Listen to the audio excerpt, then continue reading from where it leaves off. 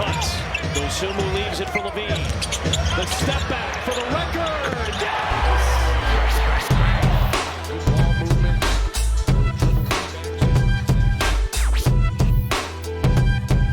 Yeah.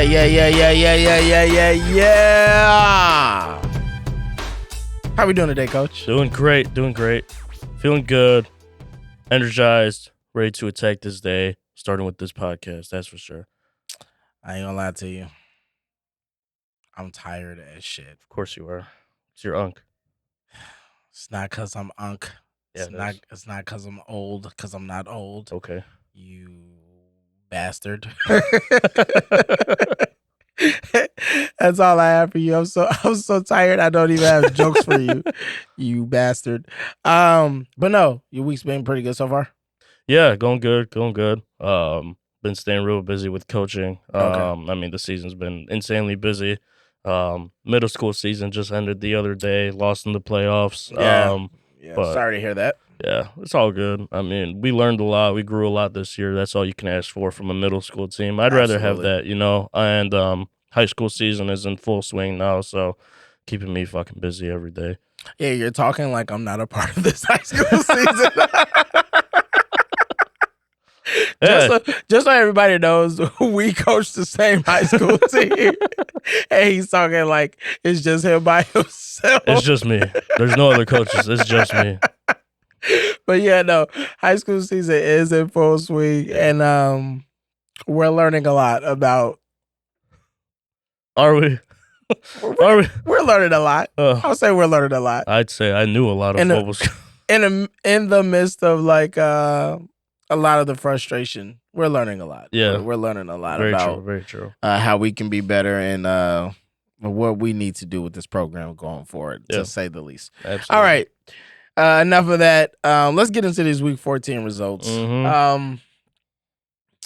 As always, we try to walk through and say if there's anything that was shocking. And I'm going to be honest, I don't know if there's anything that was really shocking. I mean, except the Carolina Panthers made that more of a game than I thought.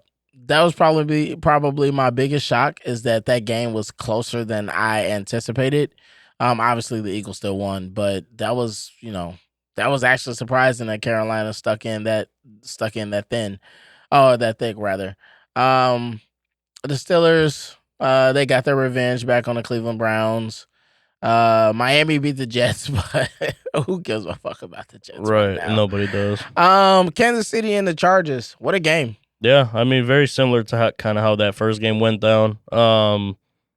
Kansas City again in the final moments winning that game. So. Yeah, man.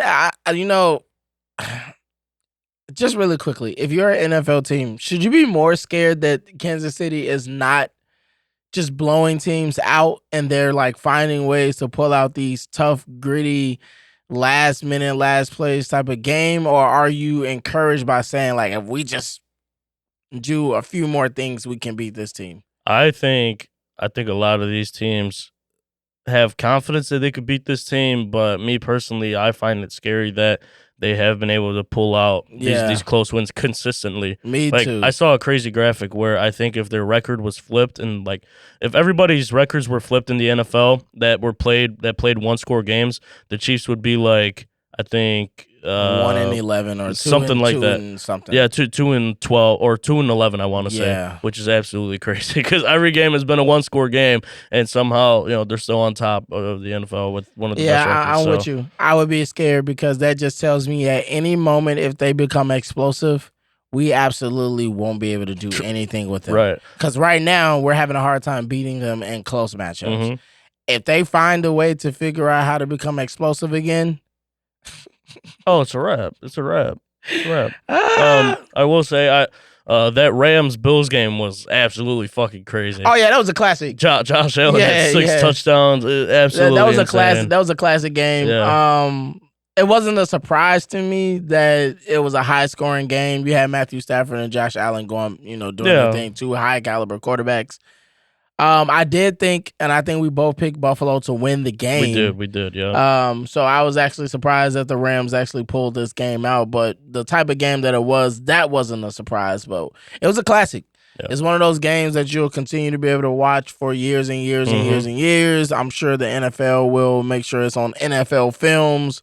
One of those games that they can replay on NFL Network for time and time again. It was legitimately everything that it was billed to be. Yeah, no doubt. No pun intended. Yeah. All right, let's play our favorite game, Coach. Who's cooking? Fucking game. And who should stay the out the kitchen? All right, number one. Who's cooking? This team right now, we've talked about them a few times. We talked about their coach. We've discussed their quarterback situation, and we've been thoroughly impressed with how they've done things this season. But the Pittsburgh Steelers. My thing about them right now, and I'm gonna be just simple as plain. I don't know if they're scary enough to win a Super Bowl, but they're just a team that you may not want to play in the playoffs. I don't know if they have what it takes to win the Super Bowl, but I damn sure know that they can be the team that beats somebody that we probably would be like, damn, that team actually had a chance to get to the Super Bowl, and Pittsburgh kind of fucked up their party. You know what I mean? Like, that's how I see Pittsburgh right now. I'm not sold on them getting to the Super Bowl. I'm not even sold on them having like a deep AFC run. Sure. They'll get back to the playoffs, of course. But I don't see them as a Super Bowl team because their offense still isn't as explosive enough to me, in my opinion. There are still some things that they need to fix on that side of the ball. But when you have a defense and you have a coach like Mike Tomlin, you have a chance. No, absolutely. So I know Pittsburgh Steelers fans are probably like, yeah, Super Bowl, we got a chance. I don't know. I don't know if that's the case. But you guys are definitely going to be a tough out in the playoffs. Yeah, no I don't know. doubt. I don't know what your thoughts are about Pittsburgh. I don't know. Do you see them as a Super Bowl contender? As a Super Bowl contender, I mean, I think they're up there. I think they might be at the same level of contending as like the Green Bay Packers are. No, I think they're a little bit better than the Green Bay Packers. That's what I mean. Like, I think they're around the same level, but obviously a little bit better, granted their record. Yeah. I agree with your points for the most part. I don't have much to add. I mean, obviously that offense has really, been in its full stride since Russell Wilson has kind of taken over. They've kind of figured things out, but you've seen moments where they're very inconsistent as well. So I think if they could just patch that thing up, then I believe they are a true Super Bowl contending team. But even now with kind of that inconsistent offense that, once in a while will explode, they're still, I think, in favor of making a very, very scary run in that AFC playoff. So you think they can make a run? I think they can. I don't know if they get to the conference game, but I could definitely see them at least making some noise in that divisional round, and possibly even fuck around and get to that conference game, which Lord knows if they would play Baltimore earlier on, I think they could beat Baltimore, in my opinion. I think they're perfectly matched up to beat Baltimore. But we'll get into a Baltimore. little bit of that. Yeah. The other team that's cooking, moving on to the NBA, switching on to that side of things. The other team that I've been very impressed with in the NBA that is right now looking like a team that, again, is dangerous. Maybe not a championship level team because there's still some things that they probably can tweak to their roster. Sure. Which, by the way, I do think there is a chance that they might pull off a move for a certain player. And if that happens, then that will dramatically change the trajectory of this team, in my opinion. The Dallas Mavericks. Okay. All right. The Dallas Mavericks are playing very well. I think they're sitting at least top 5 in the Western Conference currently at this moment, which some might say is a surprise based upon the way the season started and how deep the Western Conference is. But when you kind of look at the talent that Dallas has, you're kind of like, okay, this kind of suits and fits what they should be. Top 5 in the West. You got Kyrie, you got Luka, and then you added a shooter like Clay. But I will say, speaking on just kind of, when I preface the idea of what I think that they could do to make this team a championship team, I won't be surprised if the Dallas Mavericks is the team that trades for Nikola Vucevic. Ooh. Okay. And if they do, and who did they give up? Did they give a lot? No. No? They just give up a few of their shooters. Okay. like a Tim Hardaway. Yeah, And maybe. Yeah, something like that. Maybe. That might be the team that trades for Nikola Vucevic. And if they're able to get him and Luka in the fucking 2-man game? Yes, Ooh. with Kyrie and Right. Clay as shooters on the side. Ooh. Or even Kyrie and Vucevic in the pick and roll. Mm-hmm. Sheesh. Wow. That might be the team that might end up trading for Nikola.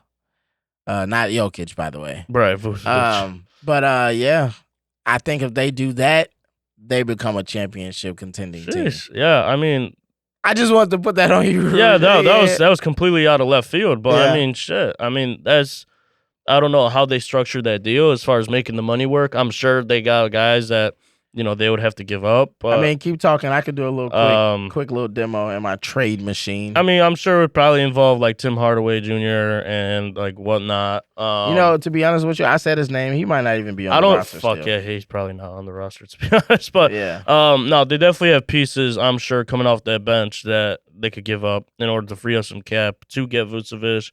Vucevic isn't a very expensive player. I think his contract is about 25 to 28 mil.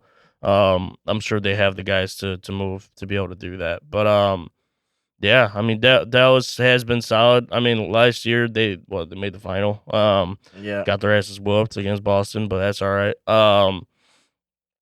Yeah, they're playing solid. I think they're playing exactly how I envisioned them to play. I mean, I think they deserve to be a good team. The roster is there. They just got Clay as well, so it's like this team should be good enough to contend in that Western Conference, in that deep Western Conference. So, I think you have that trade ready. You want to hear what it could potentially be? Let's do that. There's two options of what it could potentially be. Okay. The two options is, and this is just if you're the Bulls, your two options are it could be Maxi Kleber and Najee Marshall, two wing shooters. One is the power forward. Max Kleber is 6'10". Najee Marshall is 6'7". Both of them are 3-point shooters. Max Kleber is not 3-and-D. Najee Marshall is more 3-and-D, and that'll be your two players for Vucevic. Or you can potentially do a swap of PJ Washington at $15 million and Quentin Grimes at $4 million for Nikola Vucevic. Now, I'm not sure if the Bulls will want PJ, but I know that there was some interest last season and potentially the Bulls looking and targeting for PJ Washington to come and play the power forward. Okay. So I can see a space in which the Dallas Mavericks say, give us Vucevic, and whether we keep PJ or whether we keep Maxey, we're still cool on whether or not either one of them is playing power forward next to him, and we can bring Derek Lively off the bench. Or you can figure out a way to play Derek Lively at the power forward who still is agile enough to play that position, and you can start Vucevic because you still have Daniel Gafford in the tuck. Yeah, very true. Very true. So that's your options. Interesting.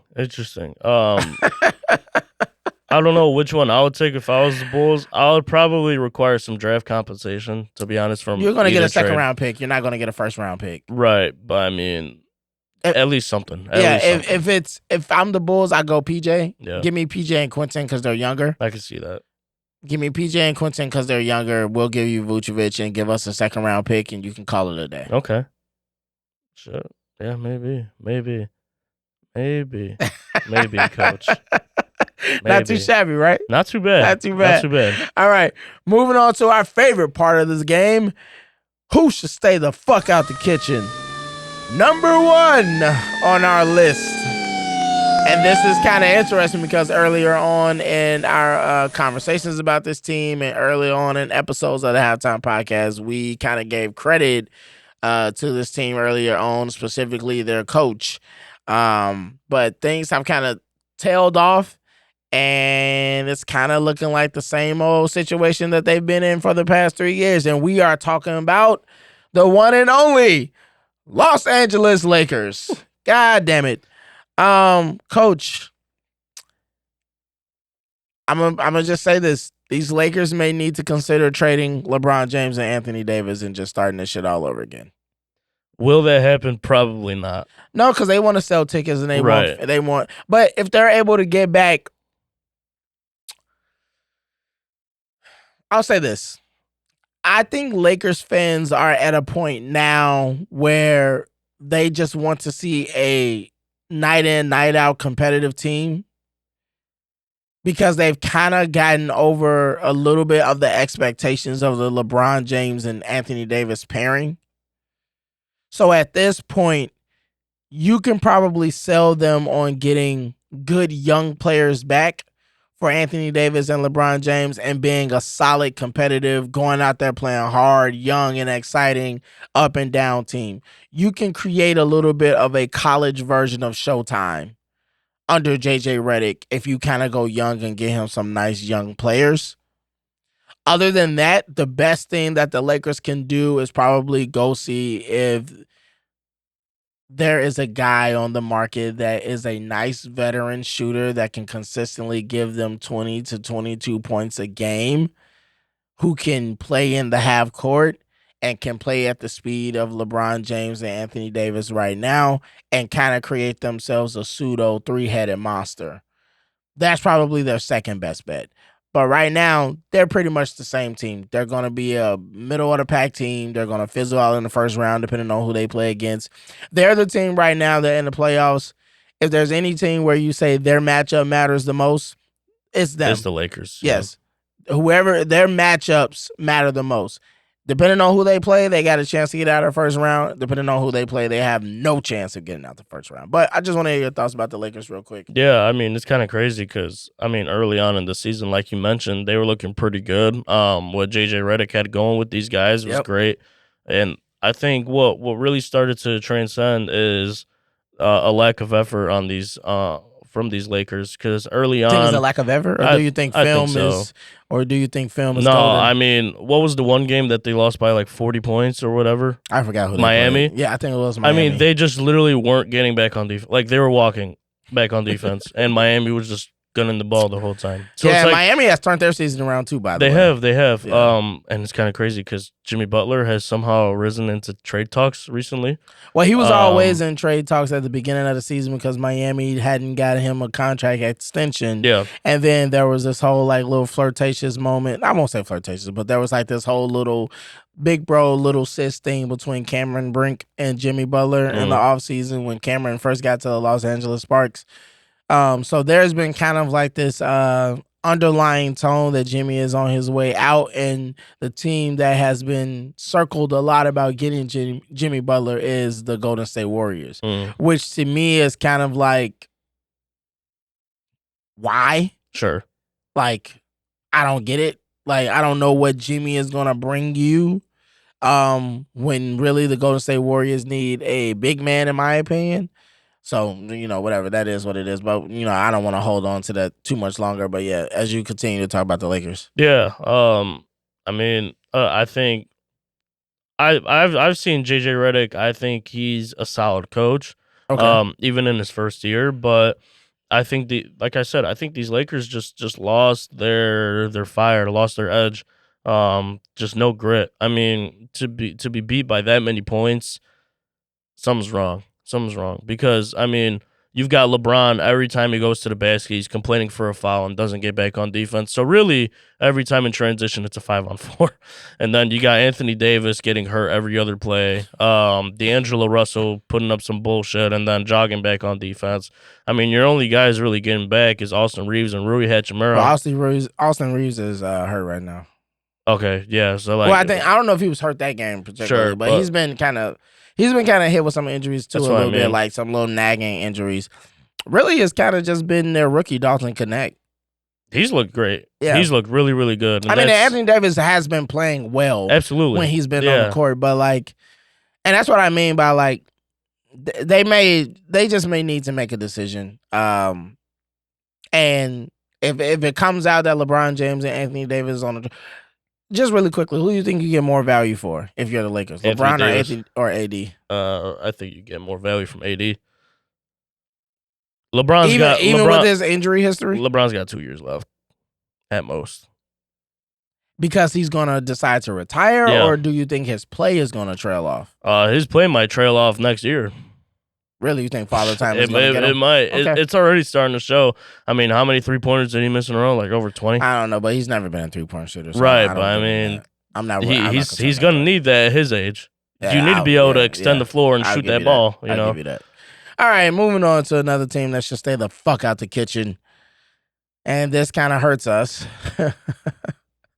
But with the way things have gone, I guess it's been a long time coming. It's only fair. It's only fair. And we're not, we're not that biased that we can't be honest men around here, Coach. Yeah. We do have some morals sometime. The Chicago Bears. Oh, geez. God damn. Geez. God damn. Yikes. Oh, man. 7 losses in a fucking row, Coach. 7-game losing streak. We have not won since we were 4-2.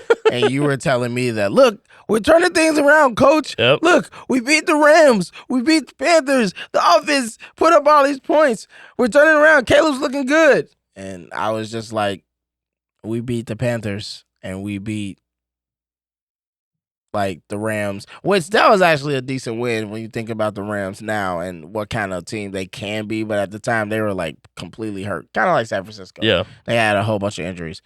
So at the time, it was kind of like, well, if they were healthy, we probably would have got our ass whooped. And we still almost lost that game. If it wasn't for like that last fumble from Matthew Stafford, the defense making that big play towards the end of the game, there's a good chance that the Rams probably would have went down the field and, kind of won that game. But, that's neither here and there. But the Chicago Bears, 7 games lost in a row. They fired their coach. Yeah. They fired their offensive coordinator. Who's to blame now, Coach? I don't got any. I ain't got no fingers to point. I'm pointing my fingers everywhere. Yeah, I guess. You know what I mean? Yeah. I'm pointing at. I'm pointing Even Caleb? I'm pointing at Caleb. Jeez, man. I'm pointing at Caleb. I'm pointing at. I'm pointing at Ryan. Yeah. I'm pointing at Ryan Poles. I'm pointing at all these guys. I mean, yeah, whatever the fuck last Sunday was, I just don't want to see that ever again. I feel so vindicated. Vindicated. Yes. Seriously. Yes. Jeez, man. Yes. Jeez. It feels like How do you even say you're a Bears fan and you're like, I feel so vindicated? Because look, I am a honest Bears fan. Okay, I'm not a delusional Bears fan. I am too. Yes, but I said at best this team goes 9-8 this season and sneaks into the playoffs. But you kind of were a little delusional this entire season. No, especially not when on Caleb. Fuck no. Yes, you have been. You have been, and it's okay. No. It's okay. No. I'm just glad that you finally have admitted at least just a little bit that he's played a role. I've always said he's played a role. Nah. You tried to lean it off to the offensive coordinator and then Eberfuck, and now they're both gone. I put the majority of blame on them, but you put the majority of blame on the offensive coordinator. I always made sure to mention Caleb as well. I think for me, this has been a 33% affair. They've all shared equally the blame. Waldron and his sometimes questionable play calling, Eberfuck and his questionable decision making as the head coach in pressurized situations, and Caleb not being the guy that he was advertised to be. All 3 of those components have created this situation in which the Bears now sit 4-9. And I think that is all that I've been trying to say. People have been leaning more heavily and trying to blame Eberflus, more heavily and trying to blame Shane Waldron, and trying to stay away from blaming our rookie quarterback for not delivering the goods as promised. And all I've been saying is, had Caleb delivered the goods as promised, Shane Waldron will still have a job and Eberflus will still have a job.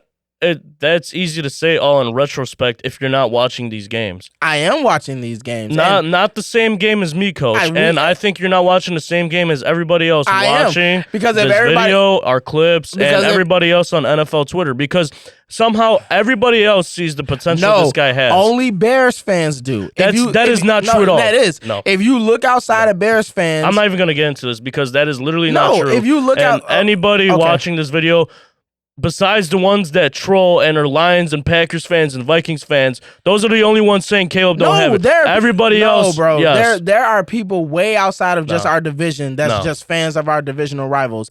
A lot of people are saying like, yo, Caleb is not as advertised. They're not saying he's a trash quarterback. So let me just keep saying this.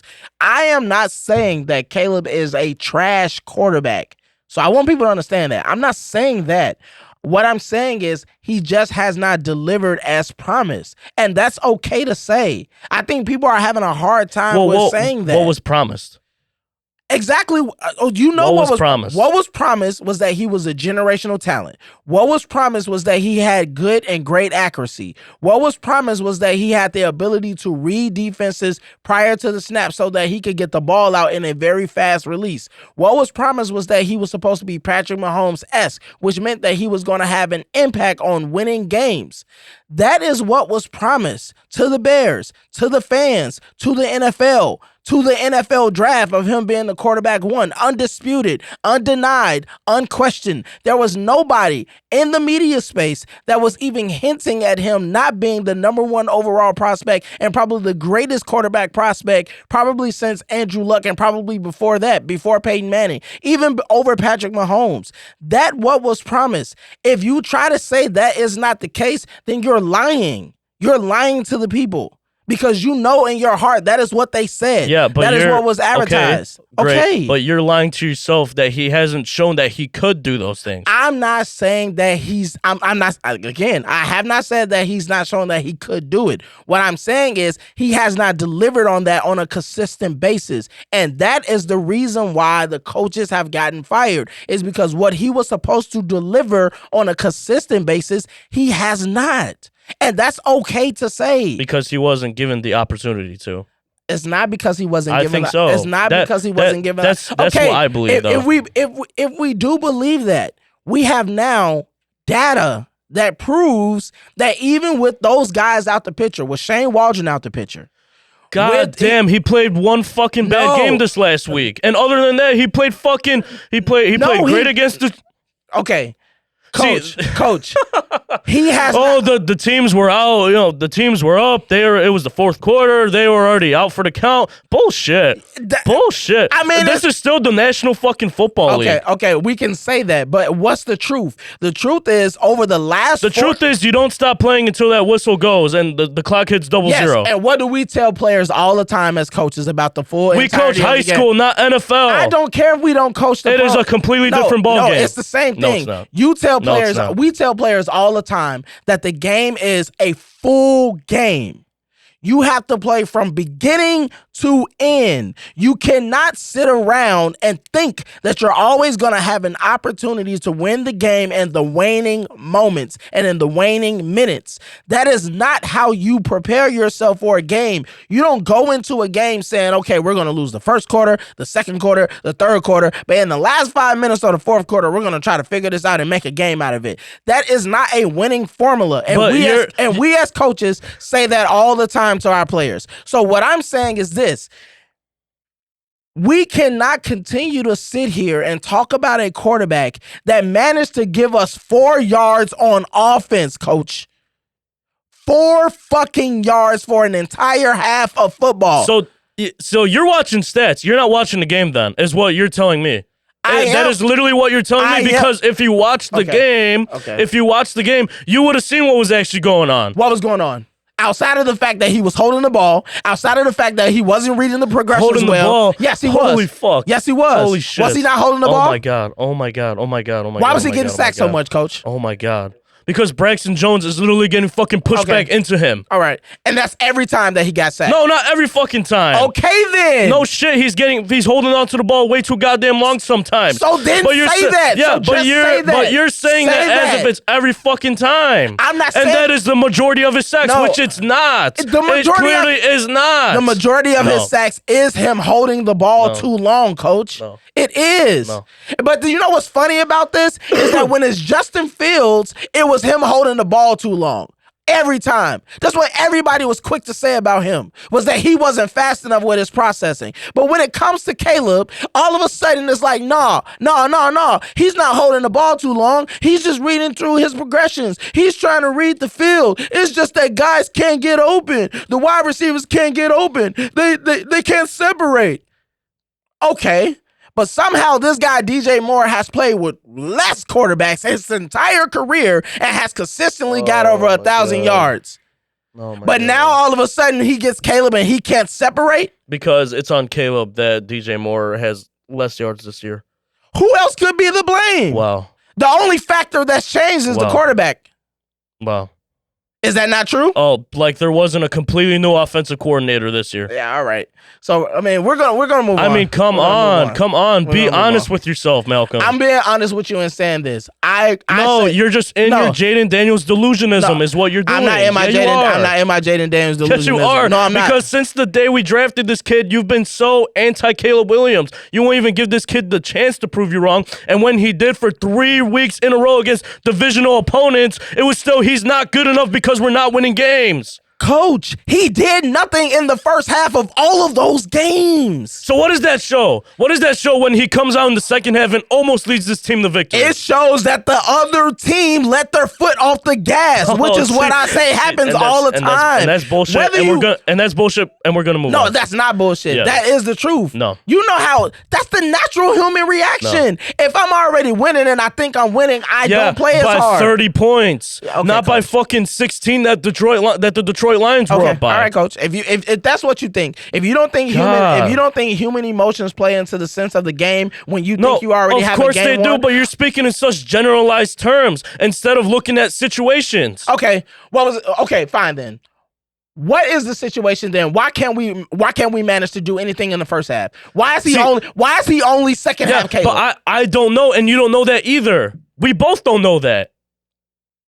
We've literally talked on the phone. I don't know why this offense cannot get going in the first half. I am not an NFL fucking expert. Neither are you. We don't. I don't know. I don't know. So why is he only able to do things in the last minutes of games? Because why is he only able to be effective when the game is out of hand? But it's not in the last minutes. It's in the second half. He does it in the third quarter and then continues it and finishes it in the fourth. Okay, fine. Let's say that.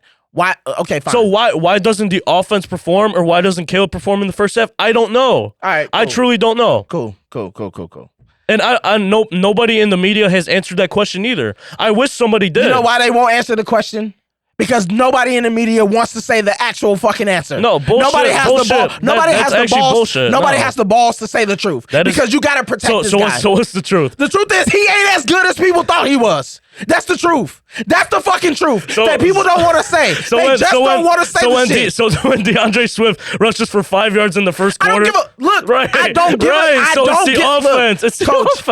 don't give a damn about no DeAndre Swift because Caleb was not drafted to hand the ball off. It's not about that though. It is about that. If you're rushing for 5 carries for 5 yards, you're not gonna have a successful offense. Okay, that's fine. Oh my God. So DeAndre Swift came over here to be Saquon Barkley. No, but you're not. He also didn't come over to rush 5 carries. Or he came over here to be Derrick Henry. That's what we thought we were getting. No. So when we signed DeAndre Swift, we thought we were getting this elite running back. That's what we thought we were getting. No, but you had an above average fucking running back. Bro, DeAndre Swift is a glorified scat back. You know what a scat back is? Wow. Do you know what a scat back is, right? Wow. That's actually fucking crazy to say about him. But you know what a scat back is, right? Yes, the guy is fucking solid. The kid, I'm fucking younger than him. The guy is solid. What are you talking about? Yo, bro, he ain't one of those elite running backs like that. He's a guy. I'm not saying he's elite. Okay, he's a guy. I'm saying he's good. Bro, he's a guy that you get into the open space and you let him do things in the open space. So he's a toss screen running back. He's a bubble screen running back. He's a screen running back where you pitch it to him out there and you let the offensive line go out there for shit like that. He ain't no bell cow. Because he's shown otherwise. That when we do run our inside zones through the A and B gap, he's able to find that gap when the offensive line creates those holes. Okay. He's shown that. Okay. I'm not going to say. There's no point of getting into DeAndre Swift because that's a whole different fucking conversation. Yeah. All I'm going to say is this. We didn't sign DeAndre Swift to be Saquon Barkley and Derrick Henry. We signed him to be a guy that Caleb Williams could get the ball to in the passing game. That's what we signed him for. And we drafted Caleb Williams, to pass the ball off. We didn't draft Caleb Williams to fucking be a hand the ball off quarterback 25 fucking times, 35 times a fucking game. So Bears fans need to get out their fucking feelings about, we don't have this run game. Newsflash, we wasn't supposed to have one. Newsflash, We wasn't supposed to be this dominant running team. And nobody, nobody was asking for that. Okay, But I'm asking for more than 5 carries and 5 yards. Sure. Just keep deflecting from the fact that Caleb. I'm not deflecting because I'm saying Caleb is part of the problem. But you're saying he's the problem. I'm not saying he's the problem. Yeah, I'm saying he's. I said he was 33% of it. I said him, Eberflus, and Waldron all shared an equal share, 33. But the problem is that everybody doesn't want to give Caleb his 33. So what's the problem now? I don't. At this point, like I said, Waldron is gone, Eberflus is gone. So you tell me what's the problem. I don't know. Okay. I really don't know. We got rid of 2/3 of the problem, Coach. So Caleb is the problem, is what you're saying. Okay. He is now. Wow. Okay. He is now. See. And that's where he. All right, moving on. Who else is not? Who else should stay the fuck out the kitchen? Kirk Cousins for the Atlanta Falcons. Their quarterback, another quarterback who ain't doing shit. Atlanta thought that they were going to get a. Atlanta thought that they were going to get a guy that was going to come in and lead their team to success, and clearly they overpaid. And they're probably regretting this decision. But I'll say this about Atlanta right now with Kirk Cousins. The best thing they did was actually get him and then draft Michael Penix, because now Michael Penix doesn't have to be under the fire like every other rookie cornerback. He can learn from Kirk Cousins, learn from mistakes. He can allow himself to grow, and he can come in without the pressure of necessarily leading this team to some spectacular run. They now have set the precedent that Michael Penix, when he does show up, he will be allowed to just mature over time and show them what they can do. Yeah, no doubt. And I think that's the right way to develop a rookie quarterback, is to let them sit, let them watch. I mean, even a guy like Kirk Cousins, I mean, he's been in the Pro Bowl before. He's been kind of at, the top of the top, even though people don't want to admit that. But this year, he hasn't been good. I think he has 17 touchdowns and 16 interceptions he hasn't played all season, like the complete season. I think he's been hurt for like 2 games. So throwing that many interceptions and the amount of touchdowns he has is kind of crazy. He definitely needs to stay the fuck out the kitchen, because he's not playing good at all. Not at all. And Atlanta is fucking hating him right now. Yeah, they want him out of there, but at the end of the day... At least they got Penix. Yeah, at least they do at Penix, and yeah. I think he's going to be a good quarterback. Yeah, they're just going to... Atlanta's doing it smart. They're allowing him to just kind of learn and stay out of the fire for right now, and then when it's time, when he shows that he's ready to do it, then they will see the type of quarterback that they ended up drafting. But really quickly, I want to play this clip from Thomas Brown, who obviously they lost to the San Francisco 49ers. Really and badly, I just want to just kind of look at his body language and things like that, and just kind of quickly recap the game and everything like that. Travis Homer had a head injury that we're going to continue to try to evaluate going forward. And I'll start with what I kind of addressed with the team. We got our butts kicked. There's no other way to say it. We always be straightforward, honest, and open about things that transpired. We're going to do a better job of putting a better game plan on both sides of the ball, so we can execute better, and obviously continue to challenge our guys to be at their best. Also encourage those guys, and also demand that we still stay unified. It's a grown man's business. There is no lay down or quitting our football team, which I do love. We're going to do a better job of trying to find ways to start the games faster, particularly on the offensive side of the ball. I think we'll do a decent job at halftime of making adjustments, but get the ball rolling at the beginning of some games to be able to build with the lead. But overall, I mean, not enough explosive on the offensive side of the ball, and gave up way too many on defense. I mean, basic explanation. Just kind of, I don't know, man. I want to believe in Thomas Brown. I'm not saying that, you can't do too much judgment after one game and say, okay, he's not suited to be a head coach. Right. I do think that this is just a situation that, like, you need a miracle for this to change. Yeah. And I don't know if the Bears are on the short list for miracles right now. No. God has a long list. Santa and Christmas is coming too. Yeah. So, like, there's a lot of long lists out here for people that want some things. Yeah. And the Bears may not necessarily be at the front of the line for a miracle. So I don't know exactly what is going to happen with the Bears season. I don't know exactly what Thomas Brown is going to be able to prove for his case to potentially be a head coaching candidate. But I think there's a strong opportunity for him to turn this season around. Like you said, if we're able to go, what do we have, 4 games left? 5 games, 4 games left. It was 5. Now it's 4. So you said if he went 3-2, yeah, that he had a chance to make a claim for being the head coach. Yeah. So right now he's on 1. He still has a chance to at least go. Well, with 3-1 left, I will say this: it would be big victories if you're able to beat obviously your last divisional opponents, and then you got the Seattle Seahawks who are trying to stay on top of the AFC West. So if you're NFC West. Yeah. So if you are able to beat 3 out of the 4 of these teams in the season, I think that would bode well for him and making a case for the head coaching candidate. But this game doesn't start the process off well. No, not at all. Not at all. What I did like to see was, in the post-game presser, just accountability. Just hearing him talk versus hearing Eberflus talk all year is fucking night and day. You know what I mean? Like, completely different. Being able to admit that the coaching staff needs to put in work and that he needs to improve, which Eberflus wasn't able to do until like the last 3 weeks of his tenure, which I think he was just forced to do. I don't think he even wanted to start talking like that. I think he just got tired of being the blame for a lot of things. Absolutely. But obviously not the start you want to see if you're trying to, prove yourself as a head coaching candidate, even if it's not for the Bears, but just to the NFL. Yeah. But I just think everything that could have gone wrong in this game went wrong. You had another slow start from the offense that was topped off with a very bad start from the defense. Yeah. The defense could not hold San Francisco. San Francisco looked like that Super Bowl team again, which is it just coincidence, or are they actually going to start playing better football now because they're trying to make that playoff push? So, just not a good outing for the Bears. We have the Vikings next week in Minnesota. I think that's a winnable game just based on how we played last time. I think Eric Washington needs to do a way better job at calling the defense. I think he did a terrible job at calling the defense last week. A lot of... Makes you miss Eberflus, don't it? Oh, yeah, a little bit. You know what I mean? But, like, only in his defensive play calling is how I miss him. That's so funny to say, though. Yeah. Because, as a defensive play caller, he's good. Solid. He's a solid, as far as leading the yeah. team and whatnot, obviously we know that story. But, no, Thomas Brown, not the star we want, but...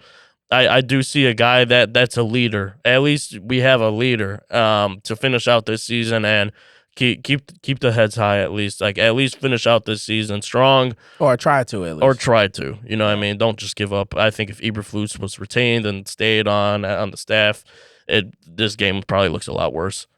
Think so? I think I know so. Maybe the defense doesn't play as bad, but the offense is probably the same I think shit. with Eberflus, it might have been a closer game. Maybe, but that's just, I think he would, it wouldn't be anything from a leadership aspect. I literally just think he'd be better at calling the defense. Isn't that somewhat of a leadership aspect? Well, I I'm saying, like, as far I get as... what you're saying. I get what you're saying. Yeah. Yeah. All right. Moving on to our favorite part outside of our favorite game, the halftime reports. Yep. And first on the docket, we want to talk about a specific guy that I'm not necessarily completely sold on him being a head coach for the Chicago Bears, but if you're under the pressure to be great now, then you got to get one of the GOATs. Yeah. And that is Bill Belichick. Bill Belichick, yeah. But specifically for this topic, it is rumored that he has an opportunity to become the head coach for the University of North Carolina football. And we talked about this kind of when we were putting the show together. Yeah. And our premise for why this potentially is a thing for Bill Belichick is because with all of the NIL money that's coming into college, you need college coaches that can kind of reground these players and get them to understand that you have not quite made it. You're still trying to get to that professional level, so please don't let the NIL money in college fuck up your opportunities to reground yourself, become professional, work on your craft so that you can ultimately be a true NFL product.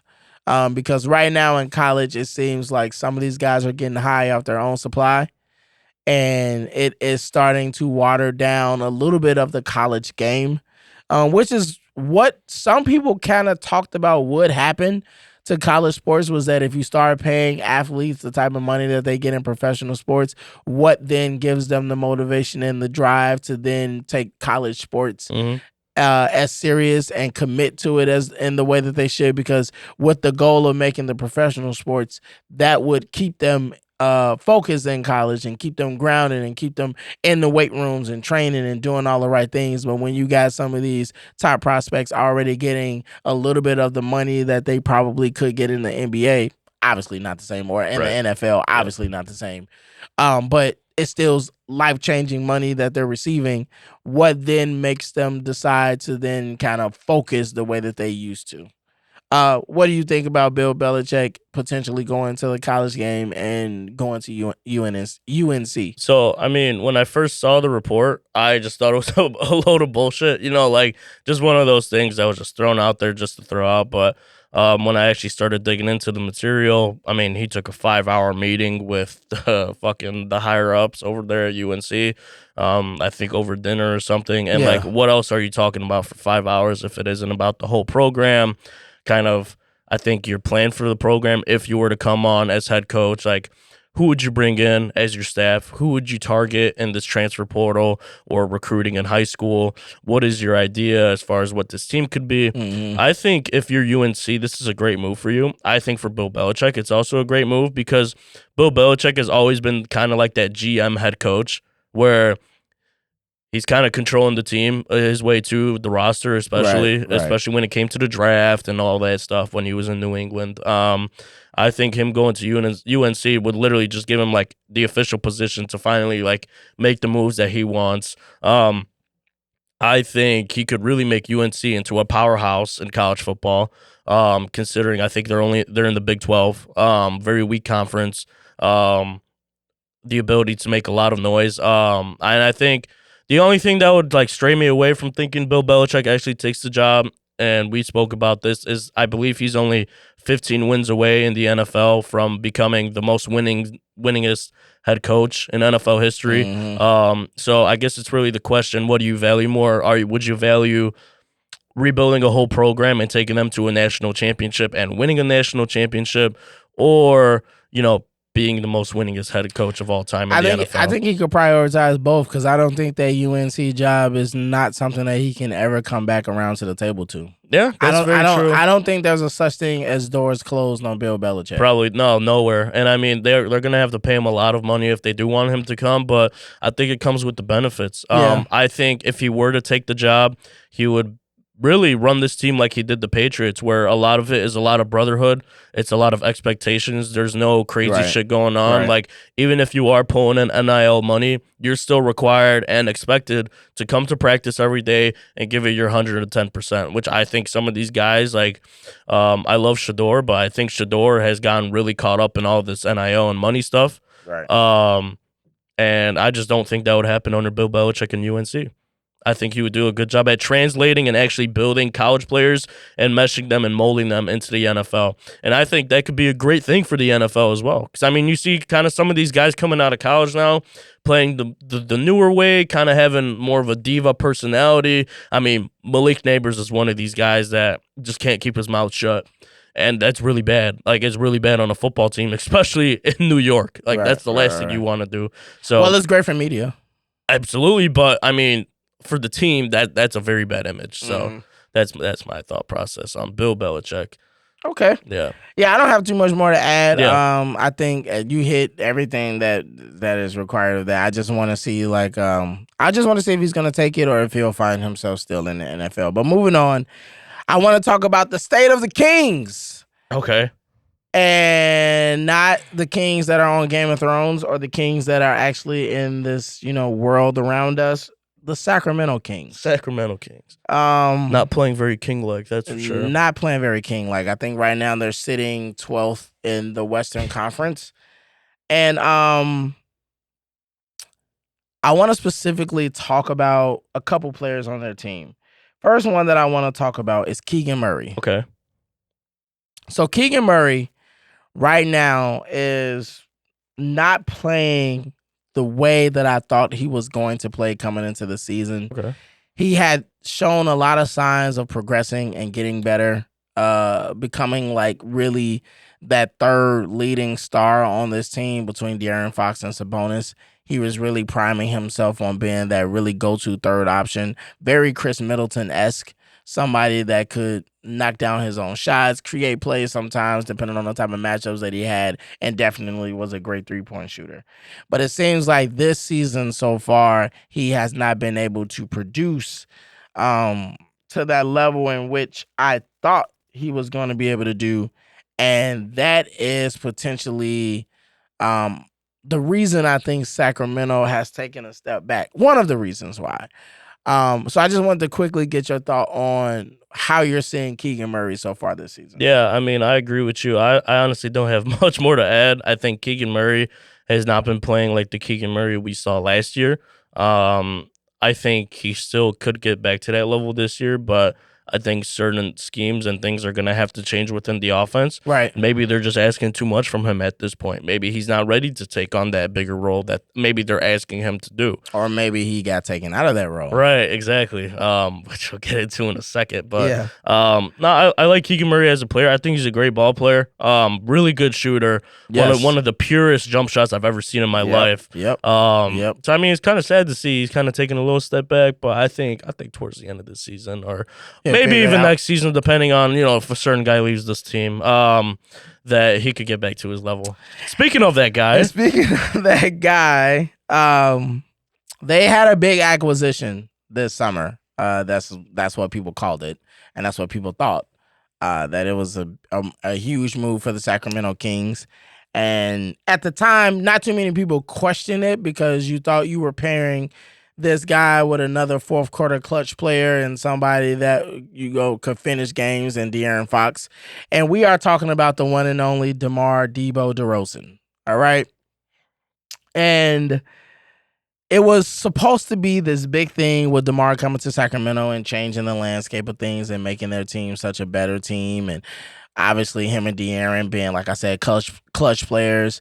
It just kind of showed signs that maybe DeMar was that one piece that they were missing in the playoffs, somebody that could go get their own bucket and make the game easier for them when it comes down to the playoffs, when the game slows down a little bit. But I want to read this quote. I was actually going to ask if you had that. Yeah, I want to read this quote that anonymously was put out probably about 3 to 4 days ago.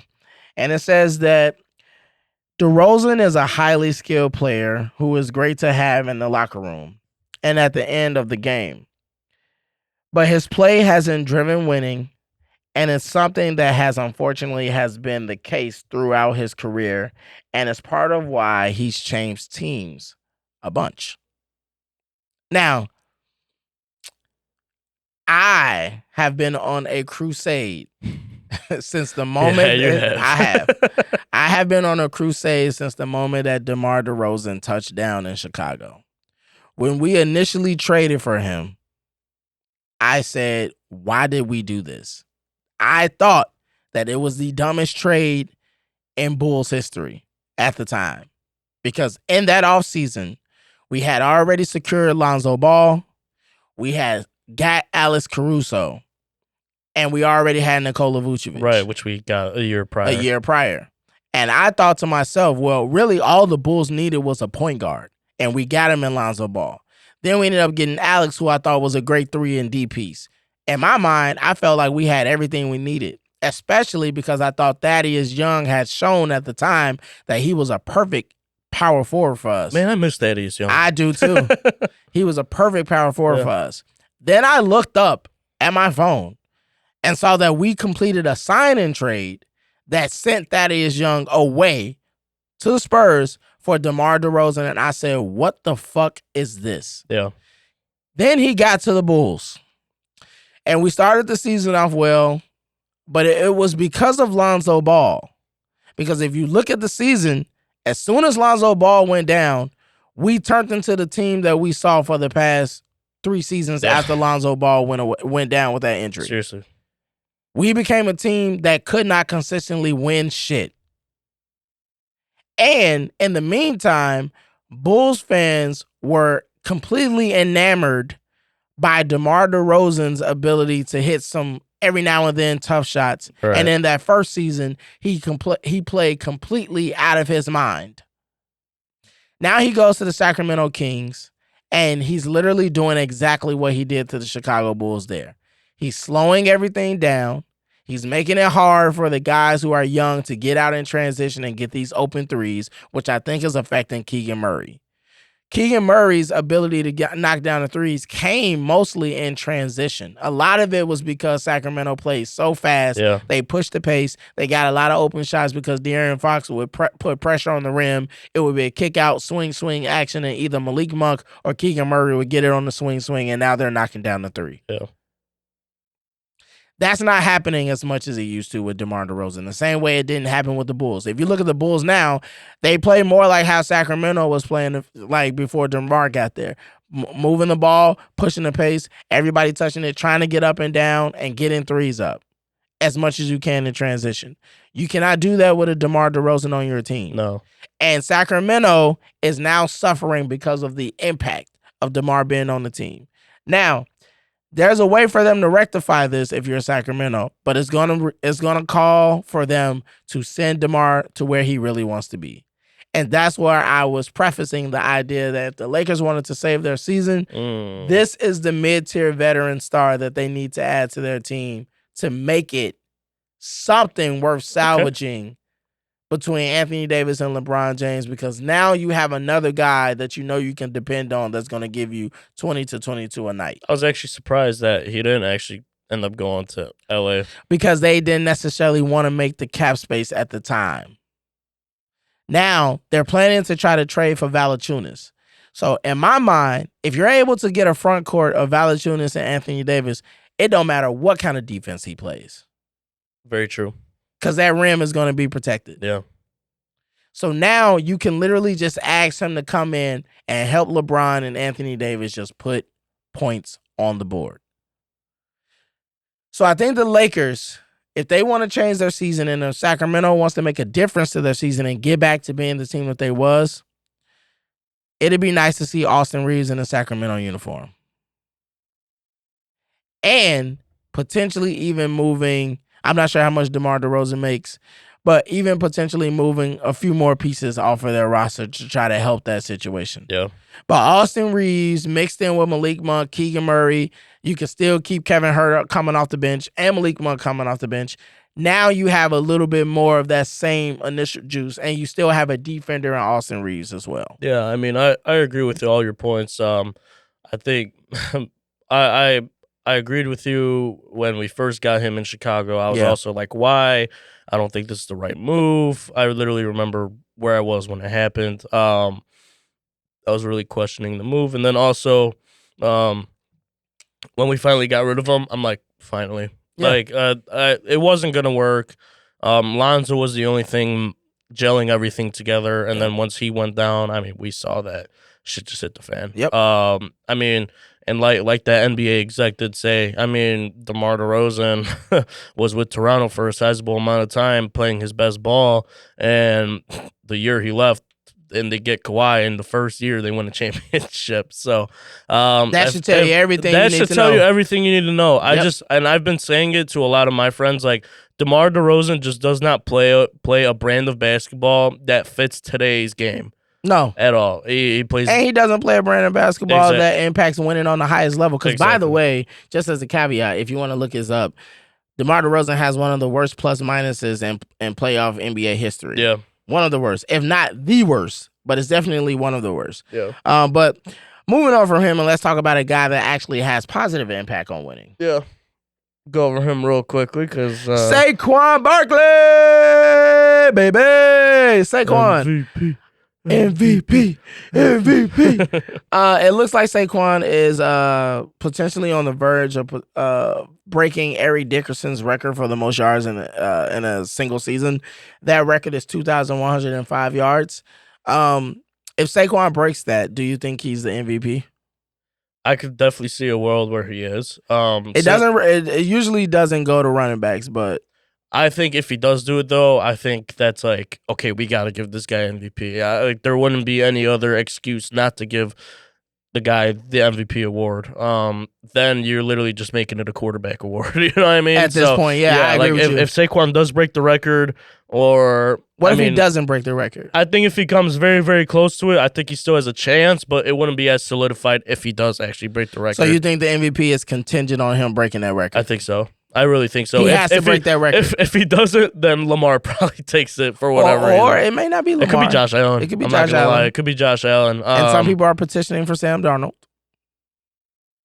I know you may not want to hear it. No, for what? He's somehow in the conversation just because of how he's playing. But whatever. But yeah, Saquon, I really do think it is very contingent on if he breaks the record. I think it goes to him. It goes to him. If he doesn't, probably not. I think I agree with you. Yeah. I want to be like, that's unfair, but they rarely give it to running back. So in order for him to get the MVP, he's gonna have to do that spectacular. I mean, they already say it's a quarterback award. You know what I mean? It's just whoever the best quarterback is. Usually, that's how they treat it. Yeah.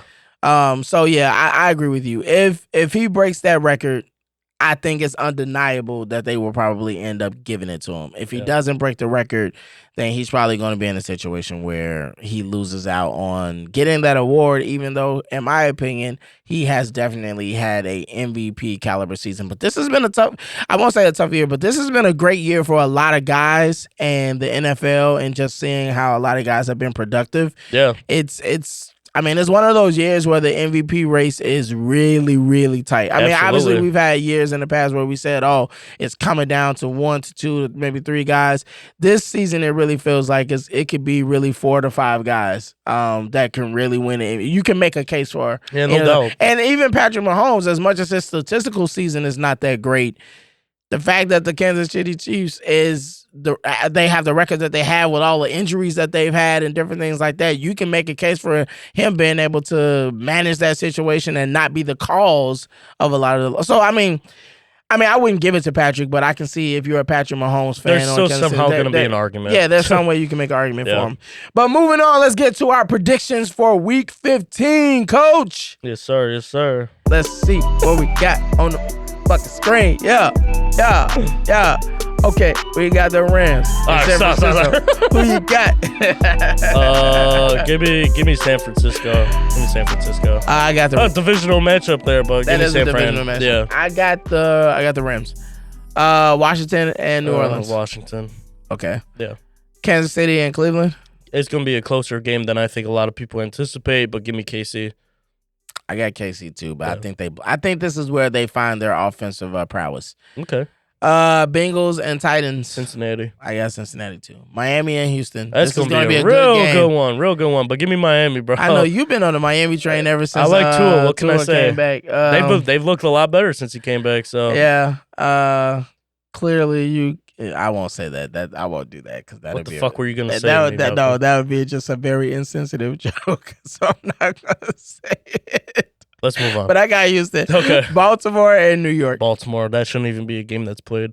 Yeah, I got Baltimore. It could be a trap game, though. It could be. I was just about to say that. Kind of like the Carolina game last week, right? It could be a trap game. Jets and Jaguars. Jeez, man, brutal. That's another game that doesn't matter. But I got the Jets because Trevor Lawrence is out for the season. Yeah, give me Jacksonville. They won last week. Okay. Yeah. Dallas versus Carolina. Carolina. I know you got a thing for these. Shout out Bryce Young. These quarterbacks who get overlooked. Yeah, I got Carolina too. Tampa Bay Chargers. I got Chargers. Yeah, give me the Chargers as well. Colts Broncos. Bo Nix, baby. Oh yeah, give me Bo Nix. I got Bo Nix. Oh motherfucking Nix. New England and Arizona. Arizona needs this win if they still want to keep in that playoff contention. Now, this is the game of the week. Absolutely, no doubt. Game of the week right here. I mean, Buffalo and there's a potentiality for 2 games. Right. Actually, there's a potentiality for 4 games to be really tight. Yeah. All 4 of these can end up being some great games. Absolutely. All right, so Buffalo, Detroit. Detroit needs this because they want to stay on top. Yeah, if Minnesota walks in and they just beat the Bears' ass, which could happen. Detroit's in trouble of losing that number 1 spot. But give me Detroit. I got Detroit too. Yeah. Buffalo pretty much has their division secured. Yeah. Steelers, Eagles. I got the Steelers. Another good game, but fuck, man. You know what? Give me the Eagles. Give me Nick Sirianni. Also, you believe in Jalen Hurts now? No, interesting. no, Jalen Hurts sucks. I believe in Saquon Barkley. Okay, great. You believe in the MVP? Green Bay and Seattle. I got Seattle. Do you? Yes, okay. I do. I got Seattle confidently. Interesting. And they're at home. Give me Green Bay. Green Bay plays pretty good in Seattle. Okay. Bears, Minnesota. Minnesota's at home. Bear down, Chicago. Give me Minnesota. I got the Bears in this game, and the reason why I have the Bears in this game is because I think they will learn from some of their mistakes. I think Caleb no longer becomes a second-half quarterback, and he finally puts together a full game, and they're playing inside a dome. Very true. Which could be a precursor to what it looks like with Caleb inside a stadium that's covered. Because he hasn't, I don't think he's played in. Not too many, but it's a good way to tell the Bears, get the stadium done. Yeah, absolutely. Because if you want me to be this type of player, give me that dome. I need to be warm, baby. I need to be warm, baby. Give me that dome, and you'll see how electrifying we can be. So I think I got the Bears for this game. Okay.